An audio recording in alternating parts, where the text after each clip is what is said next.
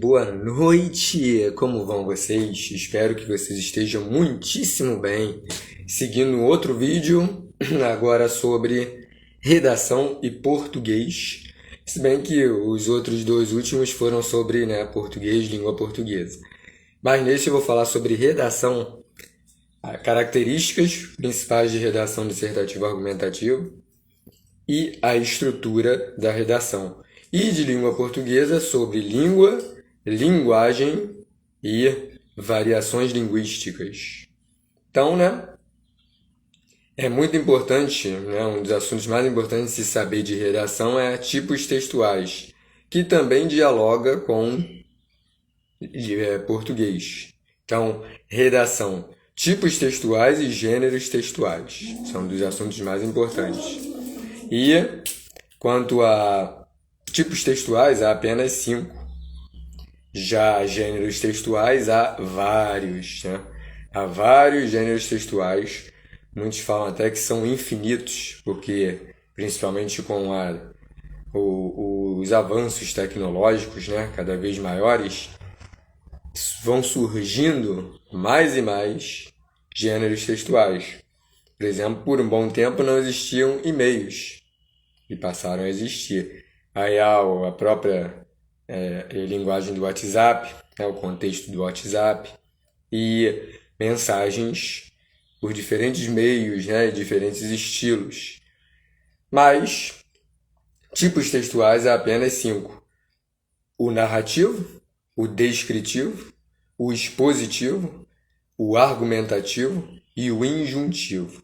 Narrativo é quando há relatos, personagens, local, locais onde ocorrem as ações propriamente, ao clímax, por exemplo, o desfecho.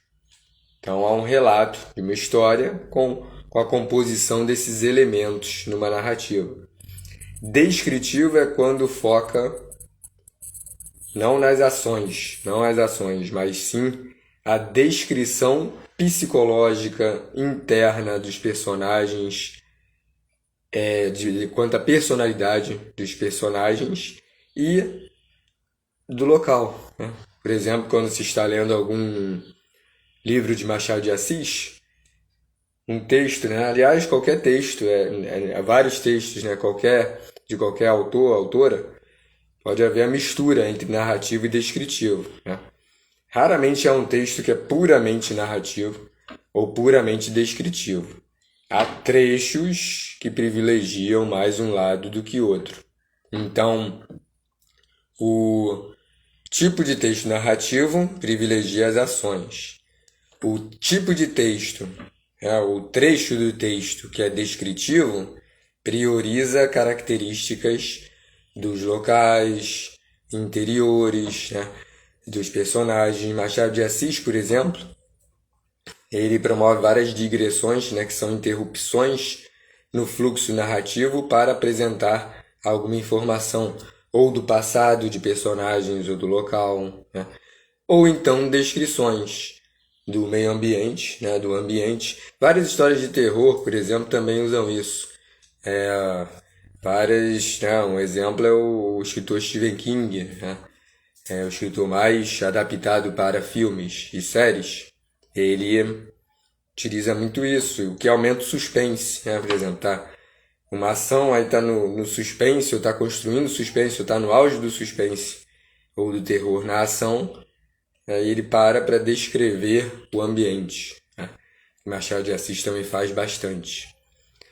Texto dissertativo, eu falei, narrativo, descritivo, expositivo, argumentativo e injuntivo. Expositivo e argumentativo estão dentro do conjunto dissertativo. Dissertativo é quando é em forma de prosa no texto, não é em forma de poema. E dissertativo é quando juntam duas... quando o dissertativo pode ser expositivo, que é quando privilegia os fatos. Um trecho expositivo é um trecho que apresenta mais fatos, só fato. Por exemplo, numa redação dissertativa argumentativa não se deve escrever parágrafo apenas, parágrafo de argumentação, é o segundo e terceiro, e às vezes o quarto, quanto a só fatos. Deve haver também a opinião. Na verdade, principalmente a opinião. Expositivo, então, é quando expõe-se fatos, né? Já o argumentativo é quando privilegia a opinião, ponto de vista, posicionamento de quem escreve, né? Que é o estilo mais cobrado em provas de vestibulares e de concursos, né? Então, texto dissertativo, ele expõe ideias, analisa contextos, informações, compõe-se de introdução, argumentação, desenvolvimento e conclusão, tanto o expositivo quanto o dissertativo. O material, né, que eu enviei, quem quiser pode pedir, quem não tiver, eu anotei que o texto dissertativo, ele se compõe de expositivo e argumentativo, sendo que o expositivo, o principal objetivo é informar ou apresentar um assunto, sempre com clareza e com objetividade, sendo direto na escrita. E no texto expositivo, por privilegiar os fatos, não se foca a opinião, não há opinião. Então também não há a meta de tentar convencer o leitor. Então, informações, explicações sem opinião, não se defende um ponto de vista, expõe-se fatos, conceitos, ideias, teorias. É a organização das ideias de forma lógica. Na verdade, a clareza, a objetividade na escrita, né? Ser direto na escrita. E a lógica, escrever de forma lógica, que tem a ver com a coerência, né? Que é a coerência do texto, deve aparecer em qualquer texto de provas, né? Deve haver a coerência. Em narrativas, por exemplo, ficções, textos fantasiosos em que não há muita... em que não há muitas vezes tanta preocupação com a representação da realidade, deve haver isso de clareza, objetividade e lógica, coerência, né? Então, no texto expositivo, há introdução, em que se apresenta o tema que será abordado, desenvolvimento, que também é chamado de argumentação, que apresenta, né, mostra e aprofunda as informações, os conceitos, os exemplos, né? E os dados, por exemplo, dados numéricos, né? Pode-se apresentar porcentagens, né, dados quantitativos para poder apoiar os raciocínios argumentativos ou opinativos, né? Sempre, dado numérico, por exemplo, deve haver a fonte, né? Deve-se apontar, indicar em que veículo de comunicação, em qual site apareceu aquela informação. E o texto argumentativo, que é o quarto tipo de texto, que assim como o expositivo, está dentro da dissertação, né? Dissertação, por sua vez, né, é quando há essa exposição de ideias em prosa, né, e com introdução, desenvolvimento e conclusão. Então, prosa é o inverso de poema, né? Poema em forma de versos. Prosa é o texto escrito, né, de forma direta, né, mais direta. E aqui, o argumentativo ele já privilegia, né, ele apresenta um tema, baseado, né, numa tese, né, ou a tese baseada no tema, né? A tese é a frase que aparece na introdução, que é o primeiro parágrafo da redação, contendo a opinião de quem escreve. Então, no texto argumentativo, deve-se defender uma opinião, um ponto de vista, tentando convencer o leitor quanto a esse ponto de vista e com argumentos que contenham aprofundamentos para sustentar a frase da tese que aparece na introdução. E o sustentar diz respeito principalmente ao detalhamento na escrita da opinião, né? Redação dissertativo-argumentativa é a que aparece na maioria das provas, né? Por isso, nosso foco aqui será justamente esse estilo. E com isso, também clareza, objetividade e lógica na apresentação das ideias, se buscando convencer ou até persuadir o leitor, né? Então, quando se depara, né, com uma proposta de redação de prova, vestibular, de concurso, deve-se observar a frase tema. Frase tema é a frase que aparece na maioria das provas, quase todas. Frase tema, há textos de apoio, à base de 2, 3 textos de apoio. E nesse texto de apoio engloba a frase tema. Frase tema é a frase que aparece na qual, né, quem vai escrever o texto deve se basear, né? Então é muito importante ler a frase tema mais de uma vez, né, na redação. Quando eu escrevo redação ou corrijo redações, sempre eu leio pelo menos 4 vezes a frase tema. Texto de apoio, frase tema, ou vice-versa, mas se deve ler os textos de apoio da prova, né? A frase tema é sempre mais importante do que os textos de apoio, porque texto de apoio pode muitas vezes restringe o tema muito, né? Por exemplo, se o tema for a poluição, né, sobre poluição, meio ambiente, poluição de rios, lagos, poluição do ar, né? Então pode-se pedir para argumentar sobre isso, para escrever uma redação dissertativa argumentativa sobre isso. Mas os textos de apoio, um ou mais, pode falar apenas, por exemplo, da poluição dos rios pelo descarte inadequado de plásticos. Especificar quanto à questão dos plásticos. Mas a frase tema não especifica os plásticos. Então deve sempre atentar para a frase tema, que eu darei exemplo de 2 aqui, né, daqui a pouquinho. Então, importante, acredito, ler a frase tema pelo menos 2 vezes enquanto escreve a redação. Um parênteses. Eu apontei, né, eu indiquei 5 tipos de textos. Falei de 4. Um quinto é o injuntivo. Injuntivo é quando aparecem instruções para o que deve ser feito, né? Manual de instruções, por exemplo, né, de aparelhos eletrônicos. O modo de usar, né, uma máquina de lavar. São instruções. Então, aparece o modo injuntivo, que é o quinto tipo textual, sempre aparece com um imperativo, verbos no modo imperativo. Verbos de pedido ou de ordem, né? Monte, nananana, encaixe, nananana. Quer dizer, são verbos que passam sentido de ordem ou de pedido.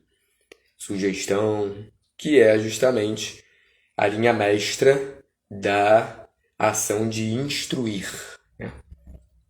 Então, voltando ao estilo dissertativo argumentativo, há introdução, desenvolvimento e conclusão. Introdução é o primeiro parágrafo do texto, em que deve aparecer o tema, na base de 2 frases com fatos apenas, né? Pode ser apresentar algum conceito, né? Etarismo é o preconceito, a discriminação contra pessoas baseado na sua idade, né? Baseada na sua idade. Então, esse é um conceito que é fato. Então, deve-se apresentar um conceito, uma definição ou outros métodos de introdução do texto, de forma que não apareça a opinião já na primeira frase da redação. A opinião deve aparecer para o final do parágrafo de introdução, né? Que é a frase da tese, que, na maioria das vezes, é a última frase do parágrafo de introdução. Então, quando se lê a frase tema, deve-se identificar a ou as palavras-chave da frase tema. Palavras que sejam mais importantes na composição do tema. Então, identificando essas palavras para seguir a escrita de todos os parágrafos abordando o tema diretamente, sem se afastar do tema, sem ampliar muito o tema de forma genérica, geral demais, sendo específico na escrita e sem restringir demais o tema. Então, na introdução, o primeiro parágrafo da redação dissertativa argumentativa devem aparecer na base de 5, 6 linhas, na base de 3 frases, sendo que a primeira e a segunda devem conter justamente fatos apenas. Alguns métodos podem ser alusão histórica, abordagem de algum evento histórico, Revolução Industrial, Revolução Francesa, nazismo, ditadura, Segunda Guerra Mundial, citações, apresentar entre aspas a fala de alguém, de qualquer área do conhecimento, devendo-se indicar quem disse ou quem falou aquela frase. Paráfrase, que é citação, é reproduzir ao pé da letra exatamente o que a pessoa escreveu ou falou. Paráfrase é colocar as ideias com as próprias palavras. Nós, enquanto escrevemos, colocarmos as ideias com as nossas próprias palavras. A alusão à abordagem filosófica, que é a referência a algum conceito de filósofo, ou de sociólogo, na sociologia, ou de psicólogo, quanto à psicologia. Isso deve ser apresentado antes da frase tese, da tese, que é a opinião. Podem também ser apresentados sobre livros, sempre apontando, e identificando o nome do autor, da autora, filmes, séries, podendo indicar cena de narrativas, assim, ou então personalidade, características de algum personagem, para poder relacionar com a realidade. Então, deve haver fatos, associar os fatos diretamente ao tema, extrair dos fatos a opinião depois na frase da tese. Então, a tese deve conter, de forma ampla, em poucas palavras, em apenas uma frase, o que será aprofundado em cada parágrafo da argumentação. A argumentação e desenvolvimento se categoriza mais, que se escreva 2 parágrafos de argumentação apenas. Não é proibido escrever 3. Quando eu estava no colégio, eu terminei o ensino médio, terceiro ano do ensino médio em 2003. Até lá, ou um pouco anos além também, era treinado muito em colégios, todos os colégios que eu estudei, inclusive, que eram particulares, eles abordavam, eles exercitavam nós, alunos, a escrevermos 3 parágrafos de argumentação. Mas, com o tempo, depois de eu iniciar na área da educação, em 2013, eu vi que tanto o colégio de cursos onde eu trabalhei, quanto os que eu trabalho, e quanto outros, por meio de colegas de profissão, sabendo por meio de colegas de profissão, a maioria tem exercitado, treinado os alunos para escreverem apenas 2 parágrafos de argumentação. Porque ao se escrever um terceiro, as ideias podem ficar repetitivas em relação aos outros 2. Então, primeiro, introdução, segundo e terceiro de argumentação ou desenvolvimento, que é apresentar também repertório sociocultural ou interdisciplinaridade, são referências a áreas do conhecimento, como as que eu abordei aqui, filosofia, livro, filme, série, música. Música também tem que se identificar quem escreveu a música, quem compôs ou quem canta. Pode ser um cantor, uma cantora, uma banda. E na argumentação, a argumentação deve ter pelo menos 3 frases, pelo menos. A maioria escreve, né? A maioria que recebe nota acima de 800, 840, né? 8, 8,5, ou 16 na UERJ, ou mais, escreve pelo menos 4 frases em cada argumento. Então é bom, né? É necessário ter como base a escrita de pelo menos 3 frases, mirar umas 5 frases em cada parágrafo de argumentação. Isso configura na base de 7, 8 linhas em cada parágrafo de argumentação. É necessário que cada parágrafo de argumentação seja maior do que o primeiro de introdução, né? E há perguntas que podem ser feitas, que devem ser feitas, para serem respondidas na escrita de cada parágrafo de argumentação. Quem promove ações? De que forma ocorrem essas ações? Em que sentido elas se manifestam? Como elas se manifestam? Em relação a que elas ocorrem? Sempre focando a opinião de vocês. O método argumentativo mais usado em redação dissertativa argumentativa é a causa e consequência. Ou seja, se perguntar o porquê. Em redação, não basta pensar, constatar o que nós vemos acontecer à nossa volta. É necessário que nós pensemos como que aquilo acontece, né? Em que sentido ocorre, o que favorece a intensificação desses problemas. Então, por quê? O que leva várias pessoas a agirem daquela forma? Por exemplo, não é só dizer que o capacitismo existe. Não é só dizer que qualquer forma de preconceito ou de discriminação existe. É necessário indicar como ou por que ele existe. Por que várias pessoas escolhem agir de forma a discriminar em outras, né? Então é muito importante isso. Isso nós vamos treinando bastante nas aulas, né? Por quê e a consequência, o que se gera com isso, que tipos de impactos aparecem, que tipos de efeitos aparecem, né? E a frase tema, a maioria das provas, né, segue o estilo Enem quanto à frase tema.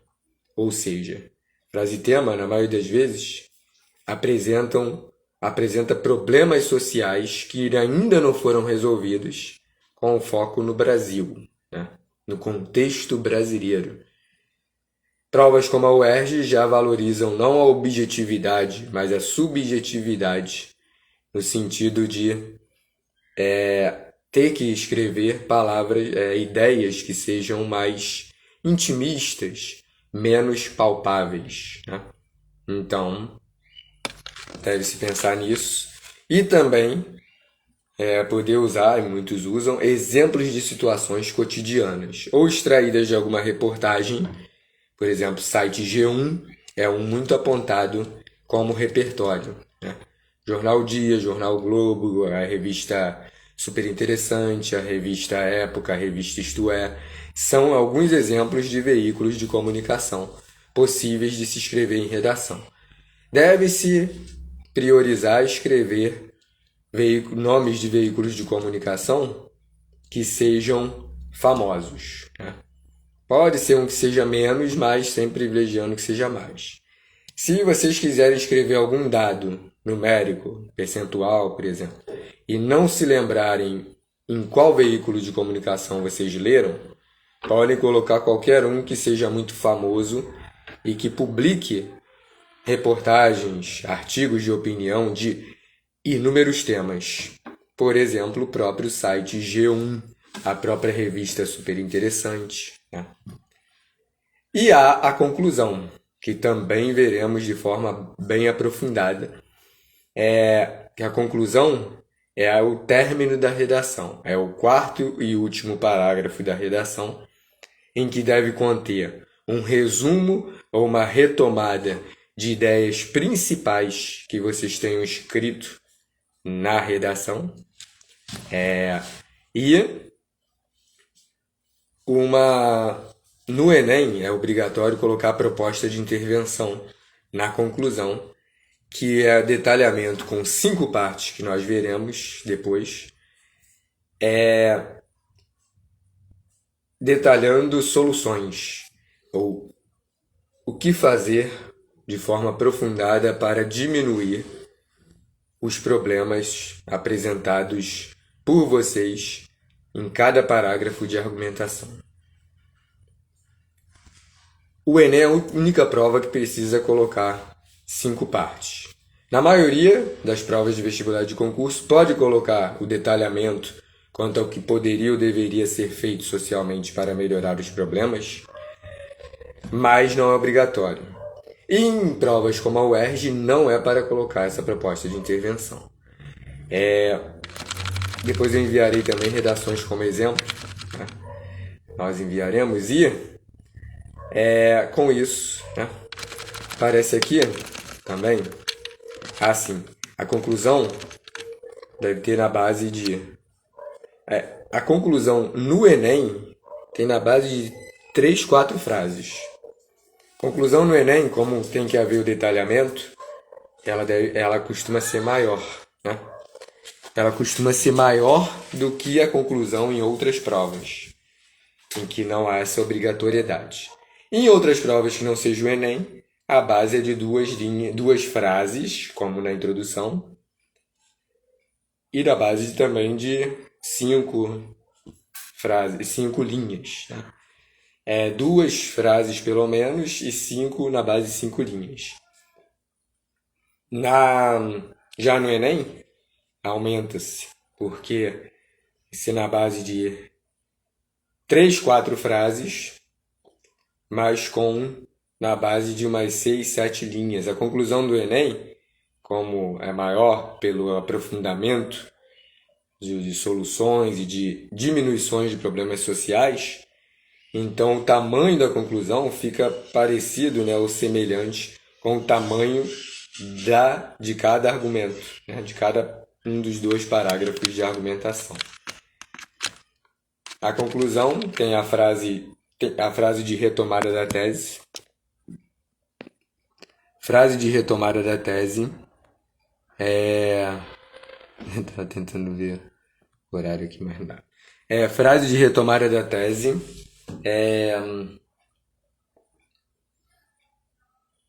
O que poderia ser feito de forma direta ou aprofundada ou palpável, como no Enem, ou de forma mais subjetiva, como na UERJ.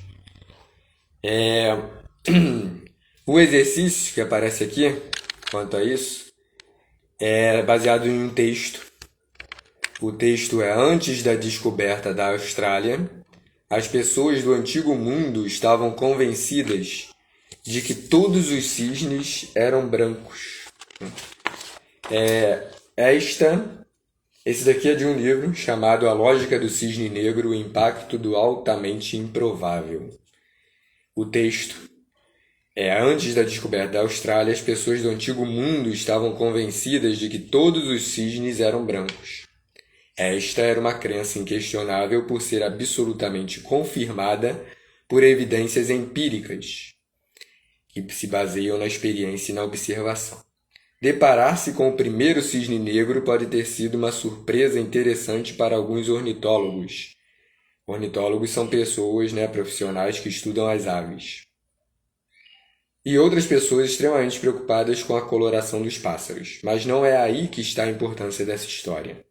Ela simplesmente ilustra uma limitação severa no aprendizado por meio de observações ou experiências e a fragilidade de nosso conhecimento. Uma única observação pode invalidar uma afirmação originada pela existência de milhões de cisnes brancos.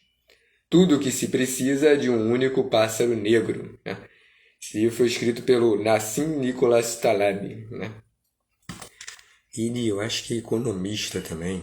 Nassim Nicholas Taleb. Ele é autor, ensaísta, analista de riscos, da área da economia. Os livros dele não são técnicos, Eles têm parte técnica, mas não precisa ter um entendimento aprofundado sobre a área de analista, nem de economia, né? nem de economista. E aí aparece, né? Comente de forma argumentativa como a questão do improvável que aparece no título do livro, a lógica do cisne negro e o impacto do altamente improvável, associa-se ao medo do desconhecido na coletividade. Então, tem que se argumentar, né? Não é para se escrever um parágrafo e para a redação, necessariamente. Mas nessa questão deve-se argumentar de forma a associar o título do livro com o medo do desconhecido. O título do livro tem muito a ver com o próprio medo do desconhecido diretamente, ao se falar no texto da limitação severa no aprendizado, mostra-se o quanto o conhecimento é frágil. Ao mesmo tempo que várias pessoas tentam mostrar mais conhecimento do que realmente têm, serem mais informadas do que realmente são, há muita alienação na sociedade. Várias pessoas parecem ter orgulho de falar que não sabem. Um orgulho de falar que não sabem, não. Um orgulho de falar que são desinformadas. Que não, como se não precisassem ler nem ver reportagens, né? Então, as pessoas fingem ser mais informadas do que realmente são. É uma das manifestações da arrogância na sociedade. Então, um raciocínio possível quanto a isso, né, é que várias pessoas se sentem desconfortáveis e impotentes quanto ao improvável, pois ficam mais seguras quando ocorre uma situação que é esperada. Muitas pessoas têm medo do inesperado, né? Querem prever de forma exagerada situações sociais, né? Por isso, muitas se incomodam com o medo do desconhecido, inclusive porque não têm o controle dos acontecimentos. E realmente muitas pessoas querem ter controle, querem manipular outras, né? Assim, a insatisfação assim a insatisfação é intensificada, alimentada pelo desejo de manipular o próximo em suas ideias e em suas atitudes. Então, esse é um raciocínio possível para a redação. Para a vida, né? Porque argumentos que cabem em redação, argumentos que cabem na vida, cabem na redação. Então, redação é muito meio de experiências, né? Experiências sobre situações sociais, experiências que nós tenhamos e conhecimentos que nós adquirimos para serem usados na redação dissertativa argumentativa, com foco no que nós pensamos sobre essas nossas experiências e sobre esses nossos conhecimentos. Texto, né? Esse texto lida com as restrições das informações que temos, de forma a incluir o leitor nessa situação, explicitando o quanto é relevante não nos prendermos a verdades absolutas. Escreva um parágrafo de argumentação, de dissertação argumentativa, que demonstre como esses aspectos se associam ao abuso. Estou lendo outra versão da questão. Peraí. Vou ler a versão que eu enviei a vocês, né? Texto 1 lida com as restrições das informações que temos, de forma a incluir o leitor nessa situação, explicitando o quanto é relevante não nos prendermos a verdades absolutas.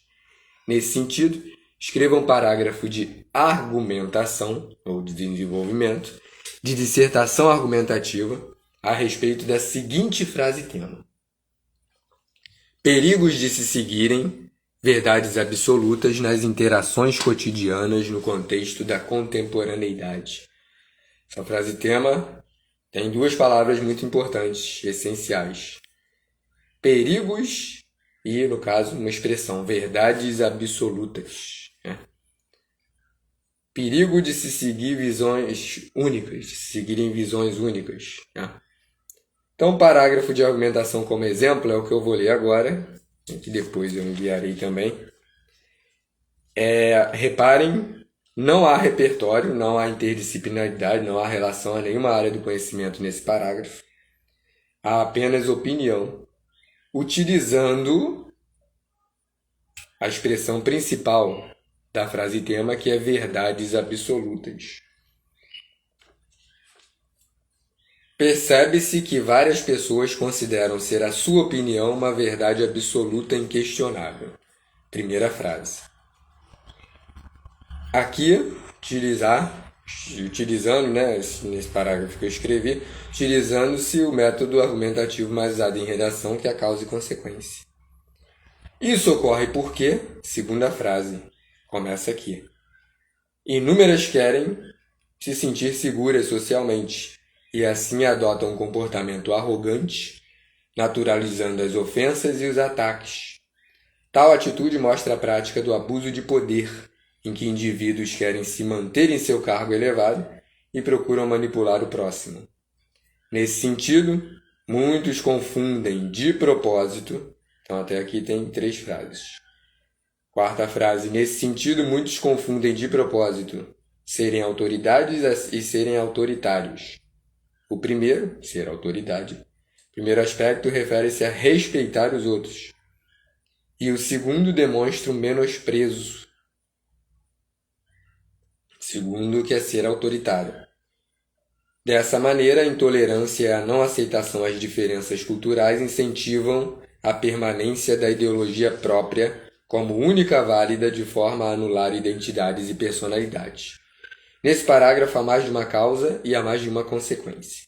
Há 1, 2, 3, 4, 5 frases. E conectivos. No Enem, na maioria das provas, deve-se usar o máximo de conectivos possíveis entre frases e entre parágrafos. Aqui, no início de cada frase, exceto da primeira, que poderia se colocar também, aparece: isso ocorre porque, tal atitude, nesse sentido, e dessa maneira. Isso ocorre porque é um conectivo de causa. Então já aparece uma causa depois. Se manter em cargo elevado também é outra causa, né? Então, se sentir seguro, querer se sentir seguro socialmente, arrogância, naturalizar ofensas e ataques, tudo isso são causas possíveis, né? E muitas pessoas, né, elas não querem mudar de opinião, como se fosse incoerente ou proibido, né? Então, aqui há uma colocação da frase que, ao ler a frase, ao ler o parágrafo, vocês terão uma visão mais ilustrativa, mais detalhada de cada parte do parágrafo.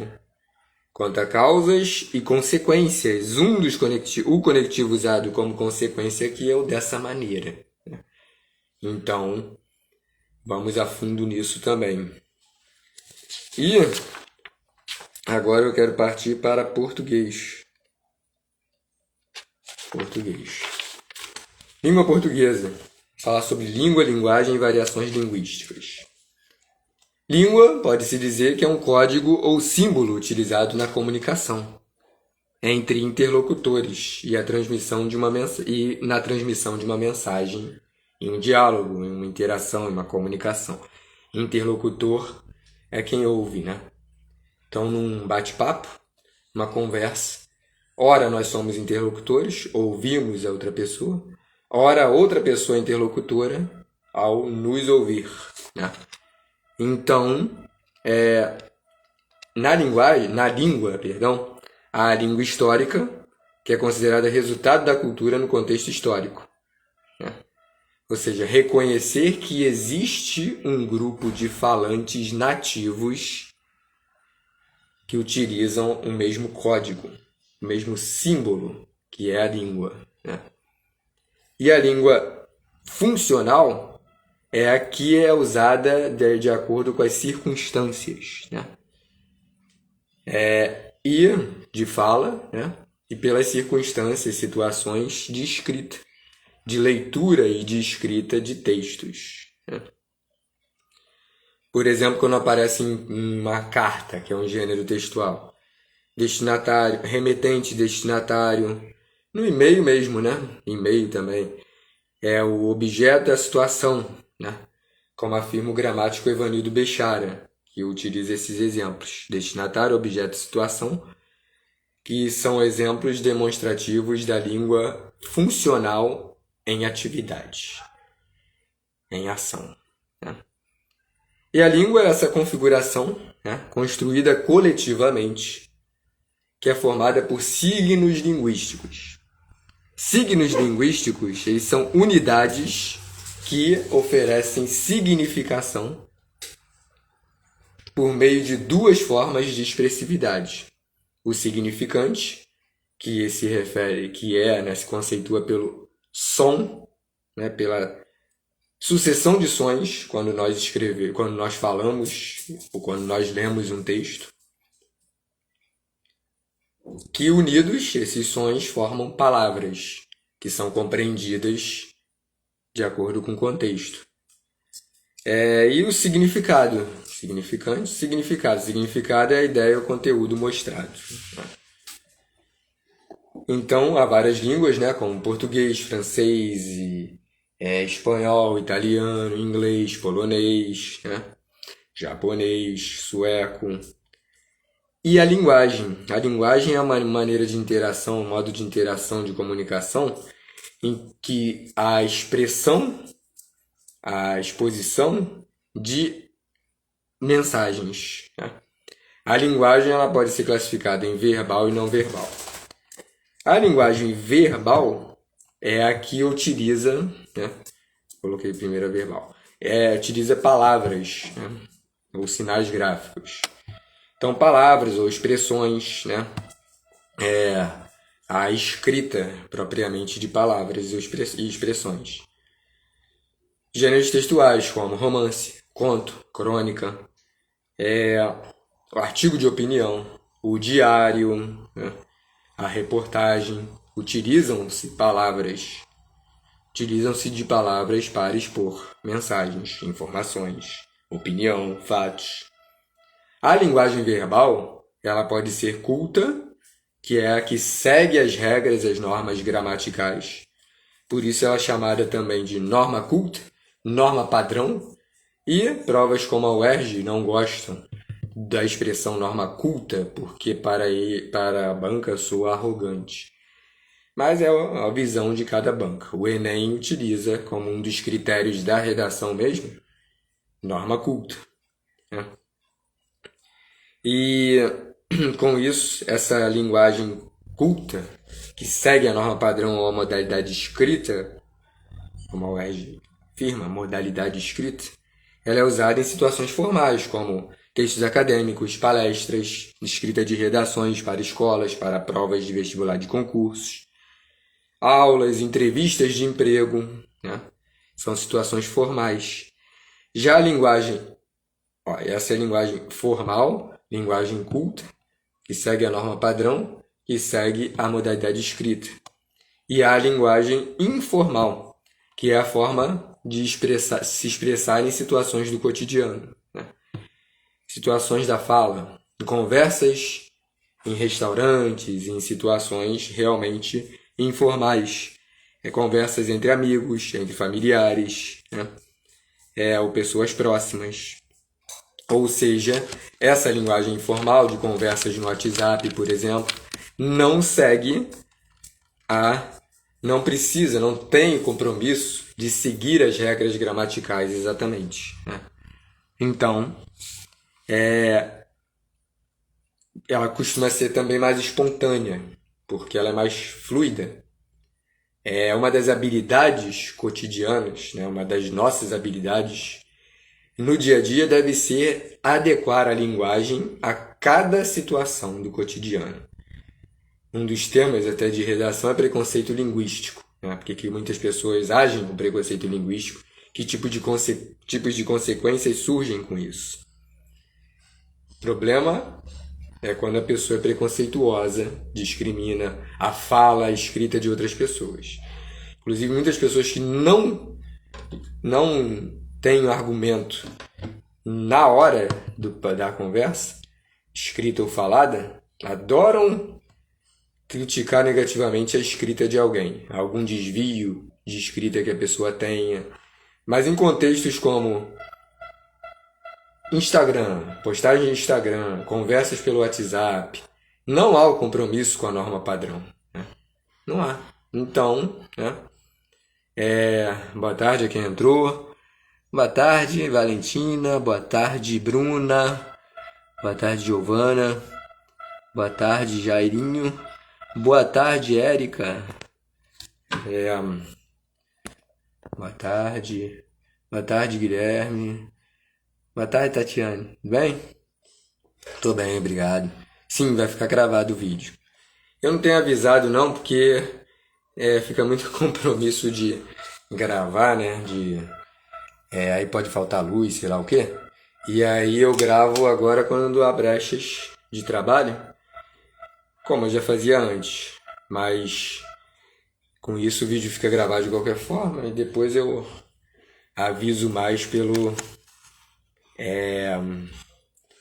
por stories e status, né? Então a linguagem características da norma padrão, da linguagem formal, são o segmento de regras gramaticais como a concordância, a regência, a pontuação, a acentuação. Na linguagem formal, um vocabulário mais preciso e elaborado, né?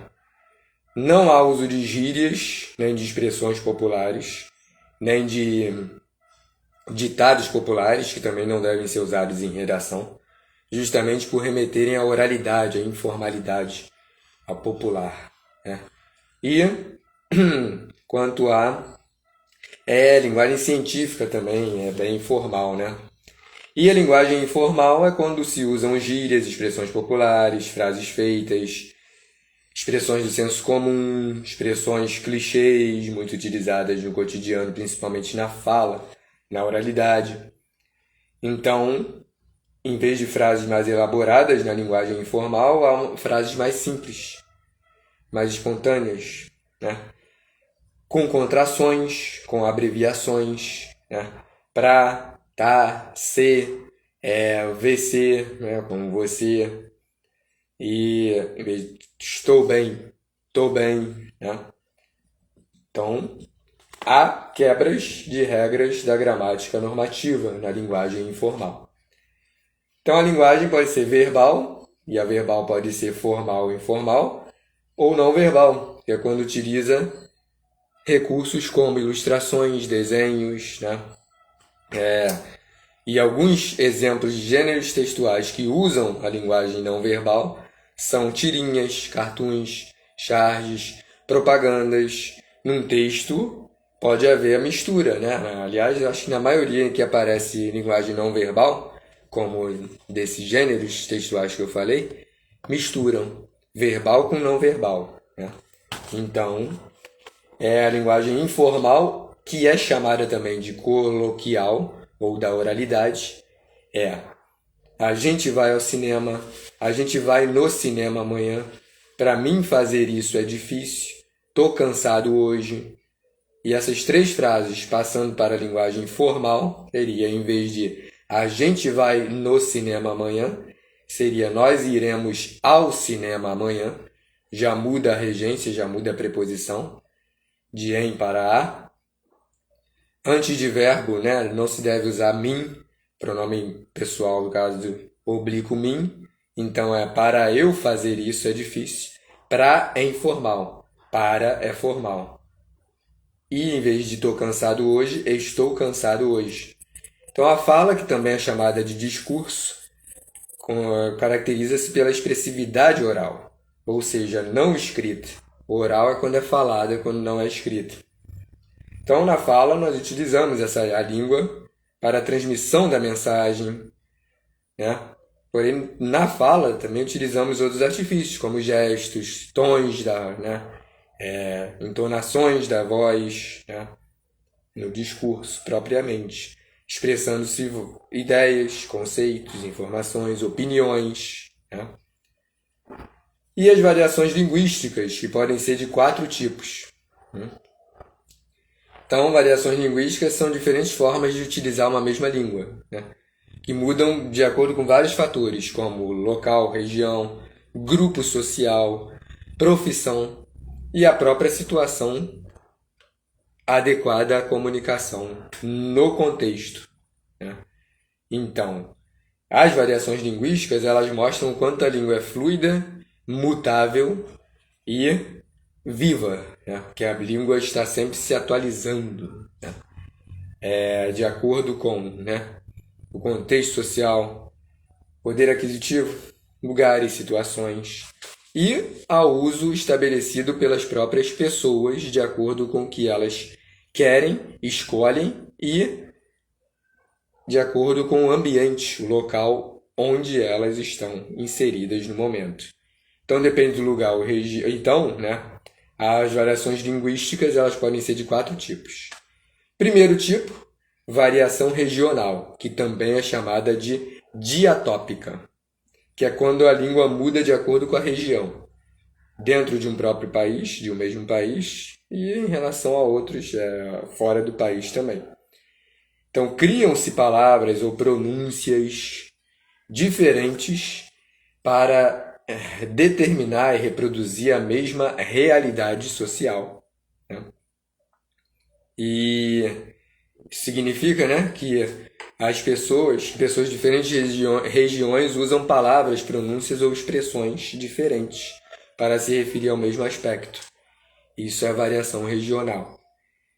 Então, pode aparecer no vocabulário, na pronúncia ou até em algumas estruturas frasais. Não existe erro na língua, não existe erro na conversação, na escrita. Existe adequação ou não ao contexto. Então, não se deve dizer que um jeito de falar é errado. Não importa qual seja o tipo. Se for concordância nominal, concordância verbal, regência nominal, regência verbal, não importa. Há a adequação ao momento. Então, até acentos, por exemplo, em conversas de WhatsApp, de redes sociais como o X, o Facebook, o Instagram, pessoas que escrevem não colocam acento, porque não querem. Não importa se a pessoa sabe ou não no momento. Por isso não existe erro na escrita nem na fala. Existe adequação e pode-se dizer no máximo desvio. Desvio na escrita ou desvio na fala. Então, alguns exemplos são que no Brasil mesmo, né, a depender do local, pode-se chamar o alimento de mandioca, de aipim, de macaxeira, né? Em algumas regiões fala-se guri, em vez de se falar menino, garoto, né? Para o mesmo alimento, por exemplo, no Rio de Janeiro, né, é muito comum se dizer aipim. Já no Nordeste do Brasil, é muito comum se dizer macaxeira. Já em outras regiões do Brasil, se diz mandioca, para se referir ao mesmo alimento. A palavra guri, como sinônimo de garoto, menino, é muito usado, por exemplo, no Rio Grande do Sul. Piá. Piá aparece em livros até de, por exemplo, Gregório de Guimarães Rosa, né?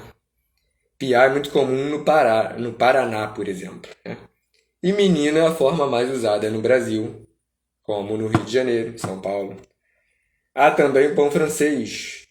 Muito comum se usar a expressão pão francês em São Paulo, por exemplo. Já em lugares como o Rio Grande do Sul, se fala muito cacetinho, para se referir ao pão francês também.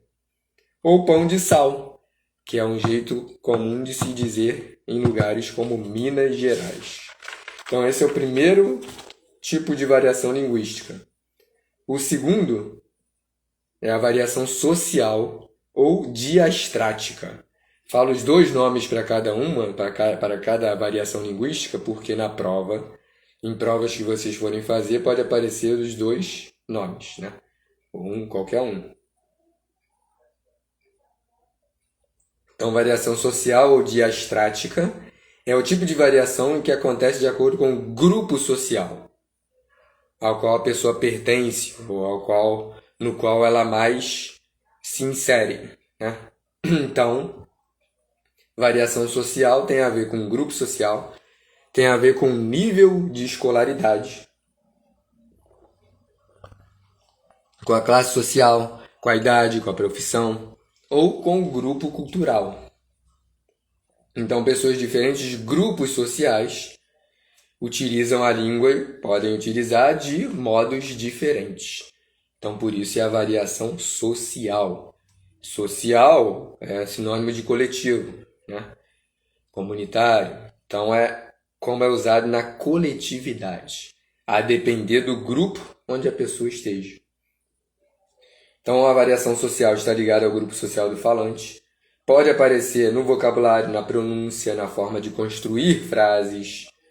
E inclui também linguagem técnica, gírias ou formas populares de se falar, né? Já variação histórica. Sim, exemplos da variação social, segundo tipo de variação linguística. Exemplo, a linguagem usada por médicos, por advogados, por estudantes. Linguagem mais técnica, ou seja, mais específica de determinada área. Diferença de escolaridade, que engloba formas populares de se falar, de se escrever. Nós vai no mercado depois, em vez de se dizer nós vamos ao mercado depois. A linguagem profissional ou técnica.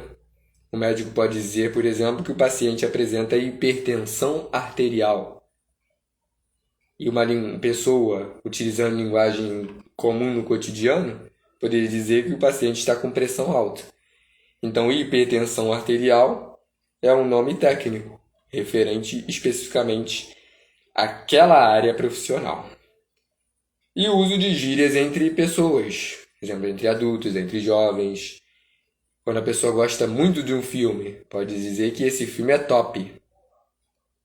Então, em uma linguagem formal, seria esse filme é muito bom, excelente, magnífico, maravilhoso, né? Top é gíria, é informal. Terceiro tipo de variação linguística, a variação histórica. Variação histórica que também é chamada de diacrônica.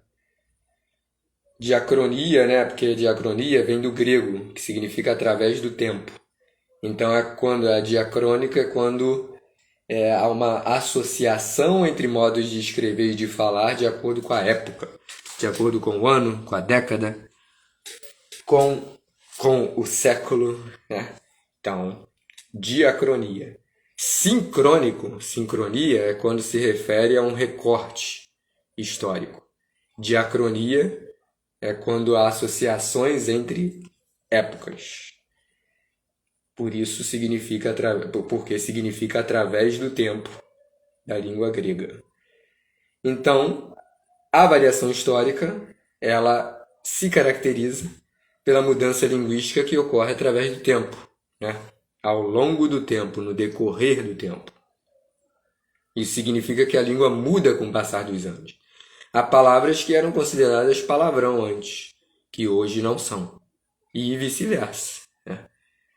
Há palavras que eram consideradas formais, que hoje são consideradas informais.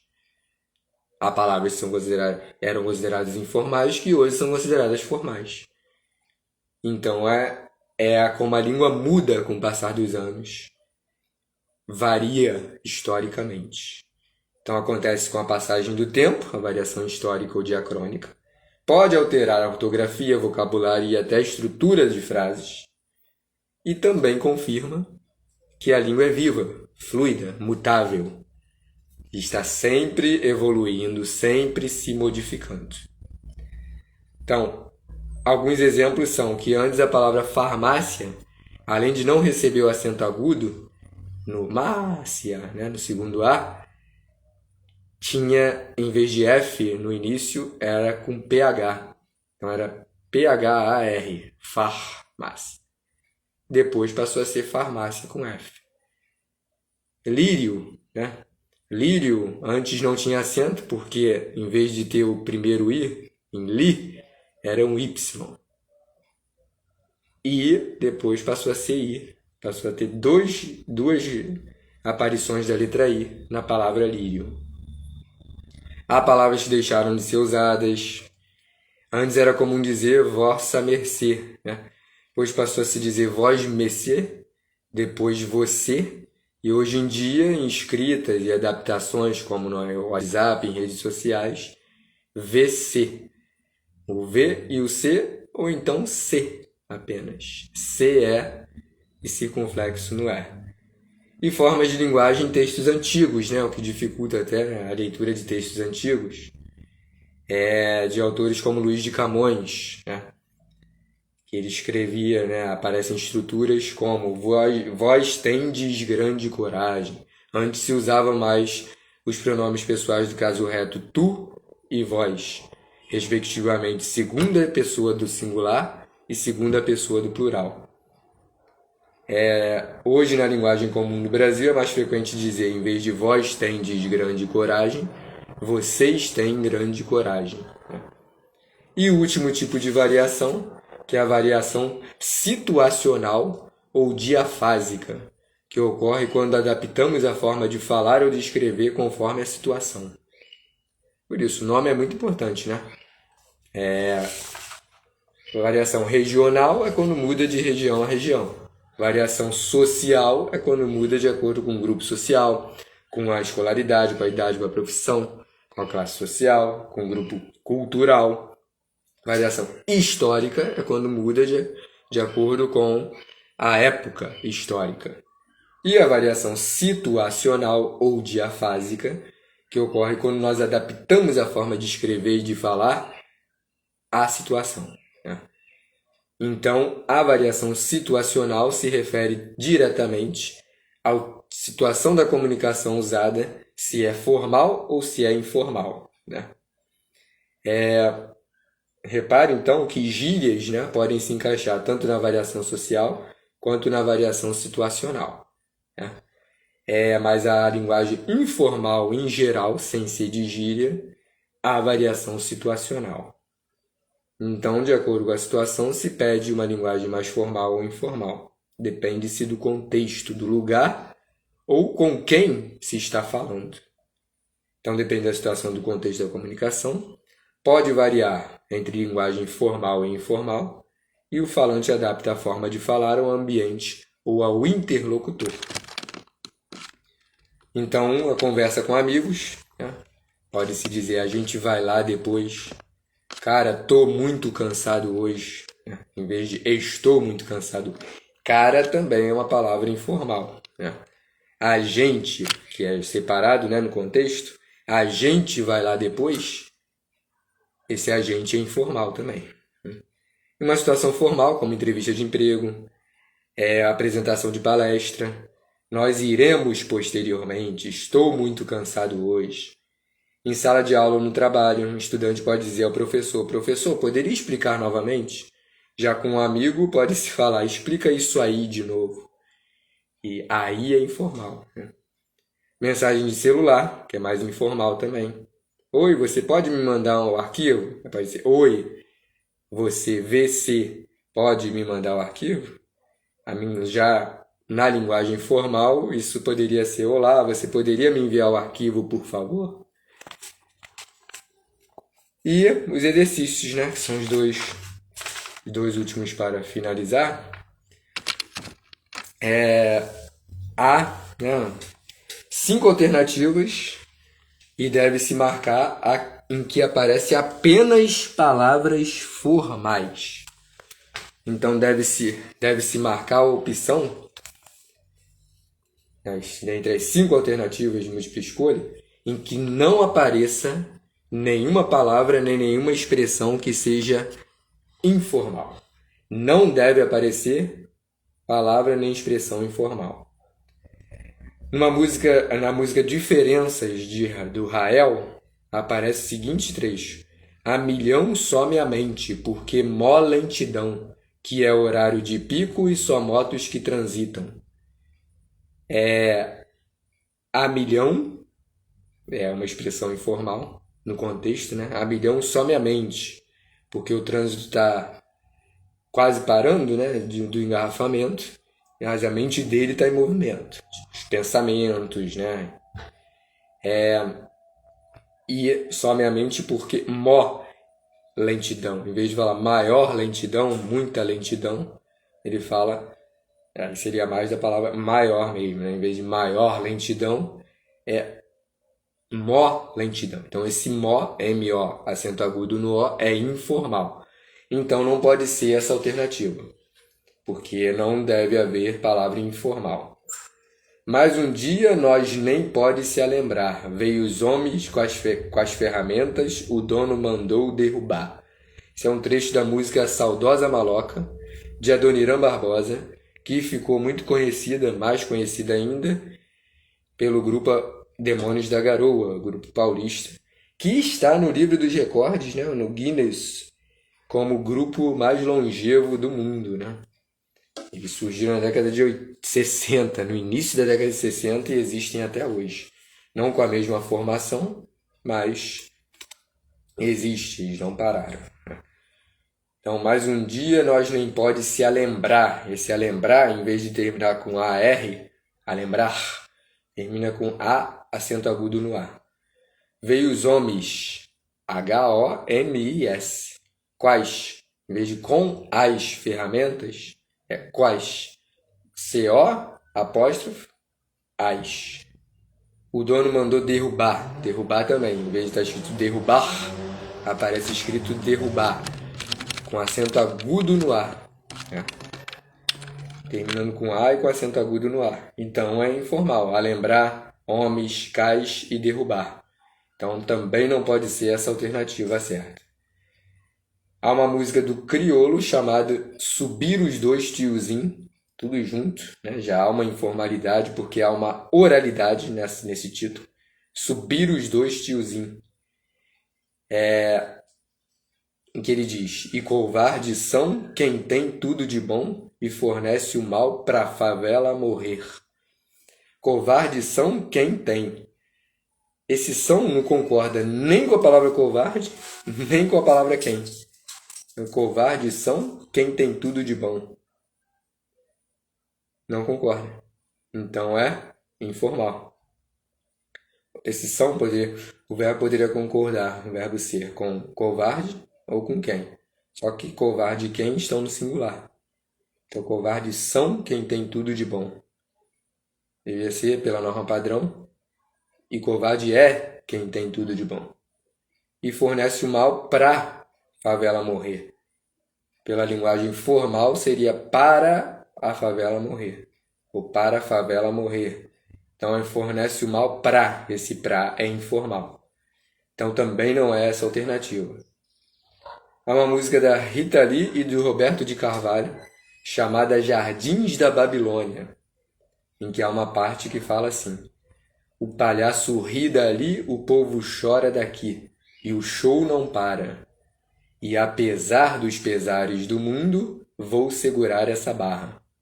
Então, dali, daqui, ali, lá, aqui não devem ser usados em redação, por exemplo, porque são informais, são muito usados na fala. Para apontar, né, algum lugar, apontar é até mal educado, né?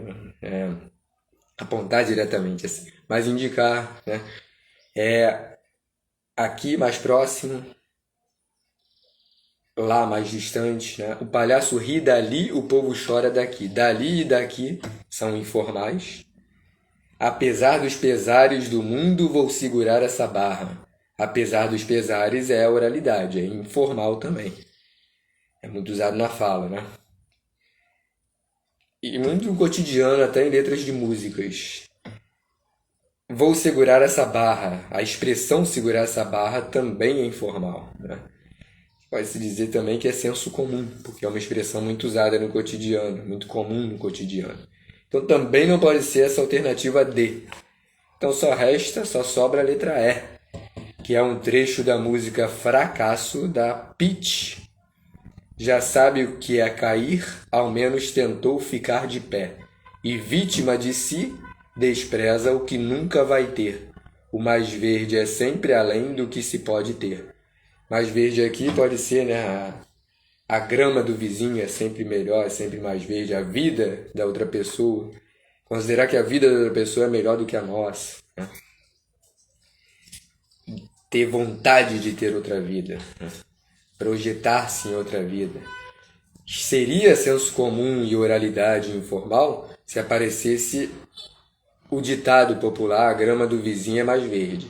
Mas aqui ela mostra o mais verde é sempre além do que se pode ter. Então, nesses versos da Pitt não há palavra nem expressão informal. Já sabe o que é cair, ao menos tentou ficar de pé. O verbo cair é considerado informal apenas quando ele não aparece no sentido literal de queda, de ter uma queda, né? Caiu na real. Caiu na real é um exemplo do verbo cair informal. Que cair na real é uma expressão muito usada no cotidiano da oralidade, né? Então, a letra correta é a E. E há 4 trechos aqui que eu vou identificando agora. Aí nas alternativas, eu não vou ler cada alternativa, mas em cada uma aparecem em ordens diferentes os 4 tipos de variações linguísticas e se deve marcar a alternativa em que aparece na ordem cada um dos 4 trechos aqui, qual é o tipo de variação de cada um na ordem, né? Primeiro trecho é instalado na secretaria, um trecho publicado no dia 22 de março de 2011 na revista Super Interessante, numa reportagem, artigo. Instalado na Secretaria de Segurança Pública, afundado em problemas familiares e com uma vontade maluca de trabalhar, o Coronel Nascimento faz o que todo caveira gostaria de fazer no seu lugar. Então, cada um dos 4 trechos, para identificar qual o tipo de variação linguística, aparece uma palavra sublinhada. Então, deve-se marcar a alternativa em que aparece a variação linguística referente àquela palavra que está sublinhada em cada um dos 4 trechos. No caso desse trecho, que é uma reportagem, artigo de opinião falando sobre... É uma mistura, né, de reportagem e de artigo de opinião da revista Super Interessante, falando sobre o filme... Na verdade, fala sobre milícia nessa reportagem. O título é As Milícias de Verdade. Algo assim, esqueci. E Caveira... o título é esse, As Milícias de Verdade. E aí fala sobre o filme Tropa de Elite, com Wagner Moura interpretando o Capitão Nascimento, né? E aí fala aqui, né, o Nascimento faz o que todo caveira gostaria de fazer. A palavra sublinhada é caveira. Caveira antes tinha apenas um sentido, que era o referente ao esqueleto do corpo humano, do corpo de outros seres vivos, né? Caveira é essa forma do esqueleto. Só que, com o tempo, a palavra passou a ter outro sentido além desse, que é o de relacionado ao BOPE, ao meio militar, né? A polícia diretamente. Nascimento faz o que todo caveira, todo policial gostaria de fazer no seu lugar. Todo militar, todo policial, aqui acho mais policial. Ou agente, né, de polícia. Então, como a palavra caveira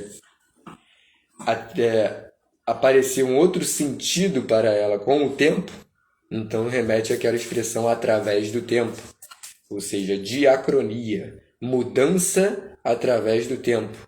Então, na palavra caveira, no contexto, há a variação histórica ou diacrônica. O outro trecho é do livro O Tronco do Ipê, de José de Alencar, que é um dos escritores que mais aparece em provas, em que se diz assim, é uma fala, né? No livro aí aparece um travessão e uma fala. Nhanhã, Alice, olha o que Sinhá recomendou, disse por desencargo de consciência uma das mucamas que se deixou ficar bem tranquila. Estão sublinhadas as palavras nhanhã e Sinhá. Nhanhã e Sinhá são palavras que, a depender da região do país, do Brasil, tem o mesmo significado de senhora, né? Nhanhã mais senhora, Sinhá mais senhorita, né? Então, de acordo com a região, por exemplo, aqui no Sudeste, se fala mais, na região Sudeste, se fala mais senhorita, senhora, né? Sinhá até pode-se dizer que é uma abreviação de senhorita, eu de senhora, né? Mas senhorita. Nhanhã e sinhá, então, mudam, são palavras que são usadas de acordo com a região do Brasil. Então, a variação é regional ou diatópica, tanto em nhanhã quanto em sinhá. Terceira, terceira, terceira, terceiro trecho é da música Faroeste Caboclo, escrita pelo Renato Russo, uma das músicas mais famosas do Brasil, uma das maiores do Brasil, né? Se não a maior da MPB, do pop rock. É por volta de 10 minutos de música, né? Então quase não há ritmo, né? Não fica muito tempo de ritmo, fica poucos segundos de ritmo e tem muita letra com rimas. É uma crônica em forma de versos, né? É uma mistura de gêneros textuais, porque há sentido da narrativo, né? Porque se conta uma história, mas em vez de ser em forma de prosa, o texto corrido é em forma de poema. Letra de canção é uma forma como de poema, porque é em forma de versos, né? E um trecho da música diz: E João aceitou sua proposta e num ônibus entrou no Planalto Central. Ele ficou bestificado com a cidade, saindo da rodoviária, viu as luzes de Natal. Bestificado é a palavra que está sublinhada. Bestificado é uma palavra que se usa, né, muito de acordo com a adaptação de modo de falar, muito relacionado à informalidade. Bestificado é informal. Né? Bestificado é informal. Então, quando remete à linguagem formal ou informal, é a variação situacional ou diafásica. Né? Bestificado é atônito. Bestificado. Bestificado é atônito, pasmo, surpreso, espantado, admirado. Bestificado. Ele ficou bestificado com a cidade, ele ficou admirado com a cidade. Surpreso com a beleza da cidade. Então, é situacional ou diafásica. E a quarto trecho, é de uma música cantada pela Ana Castela, que foi composta por ela, por Matheus Félix, Léo Souza, Ender Thomas, Iberi Fortes, Rodolfo Alessi e Antoni Alberto Guajardo. O nome dessa música é Olha Onde Eu Tô. No trecho já aparece tô, né, que é informal. Mas o que está sublinhado não é isso. É nos seguintes versos a palavra... deixa eu ver se está chegando algo aqui. Não, eu vou pro quarto.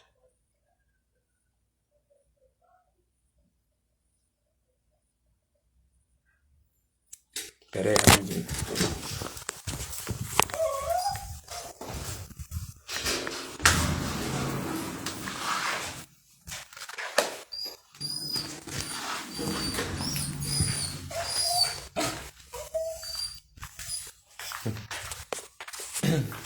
Vendo se a Nica, cachorrinho aqui, não ia latir.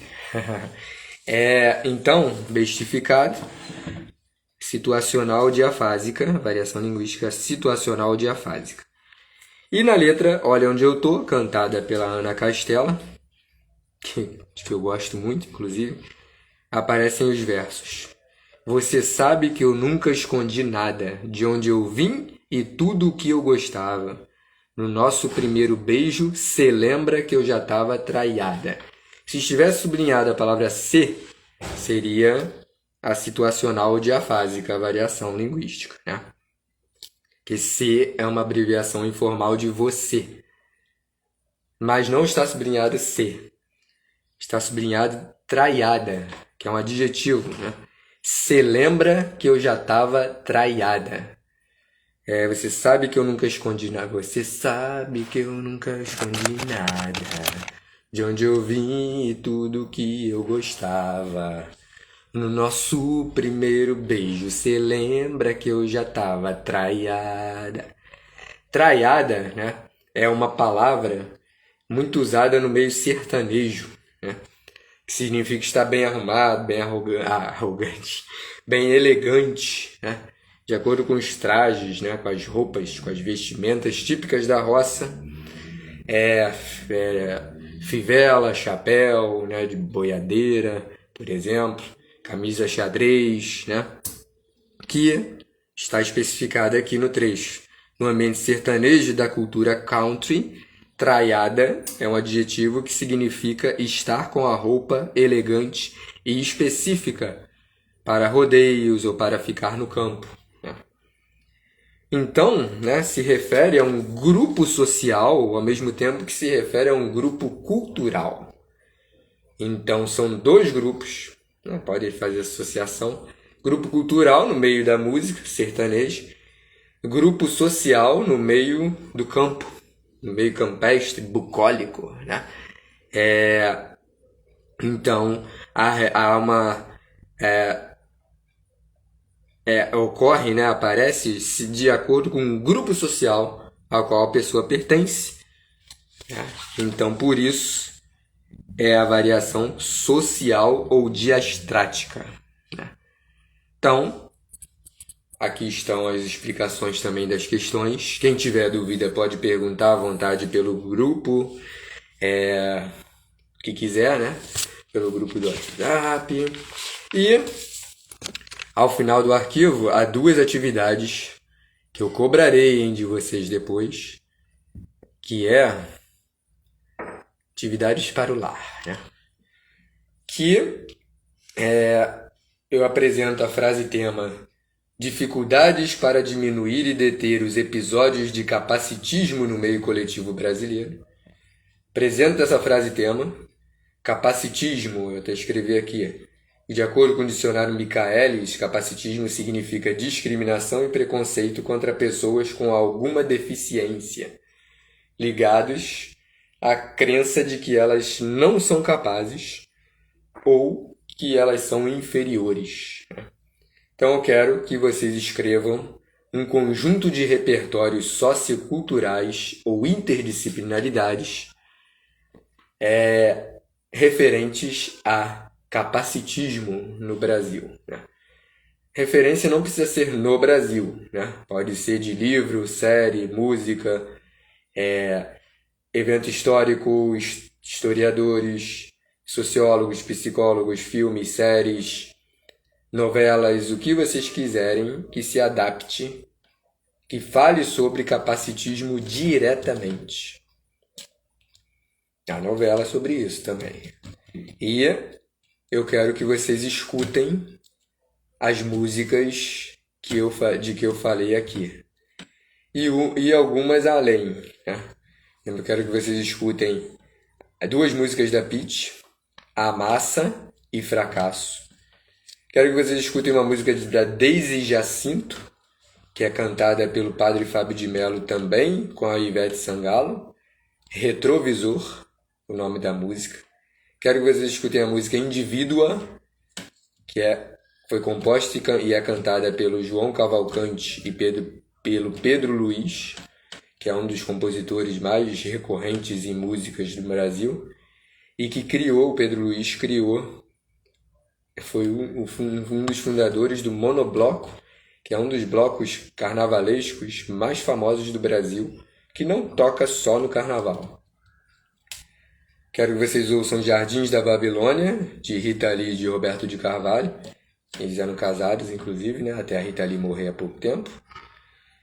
E a Rita Lee canta essa música. Jardins da Babilônia. Saudosa Maloca, de Adoniran Barbosa, e a versão mais famosa é cantada por vários outros artistas, como a Ivete Sangalo, mas é mais famosa, ficou famosíssima e é até hoje, principalmente na voz da banda Demônios da Garoa. Faroeste Caboclo, de Renato Russo, cantada pela banda Legião Urbana. Diferenças, cantada e composta por Rael. Subir os Dois Tiozinho, cantada e composta por Criolo. E Olha Onde Eu Tô, cantada pela Ana Castela. E quero que vocês analisem a fundo, né, as letras dessas músicas. E, em próximo vídeo, em próxima aula, em próximo encontro. Falarei sobre a letra da canção Diferenças, que é repleta de variações linguísticas, né?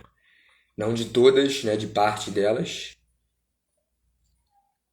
É essa letra da canção Diferenças, que foi composta por Rael Cassalan e Nicholas J. Phillips, J. Phillips, que se chama Diferenças e que é cantada por Rael. Diferenças. Fala bastante sobre desigualdade social, exclusão social. Então, vejam esse vídeo na íntegra, né? Totalmente, quando vocês puderem. Sugiro que vocês vão fazendo anotações também, né? De resumos, fazer resumos também, né? Desses conceitos. Características e estrutura de dissertação, de redação dissertativa argumentativa. E sobre língua, linguagem e variações linguísticas, certo? Então, espero que esse vídeo seja bastante produtivo nos estudos de vocês e que, né, também possam ir além dos estudos e servir também como colaboração para os conhecimentos de vocês na vida. Abrações e muito obrigado a quem esteve aqui, né? Então, boa tarde. Jairinho, Érica, Irlanda, Tatiane, Bruno também, Gustavo, e aí, Gustavo? Tranquilo? Amanda também, acho que eu falei o nome. Amanda, Valentina, Bianca, oi Bianca. Você acenou, né? Deixa eu acenar. Eu adoro acenar de volta. Abrações e até a próxima. Até o próximo vídeo. Excelentes pesquisas, maravilhosas leituras, escritas e linda semana para vocês. Estudos, pesquisas e tudo mais. Até o próximo encontro. Abrações. Tchau e muito obrigado sempre.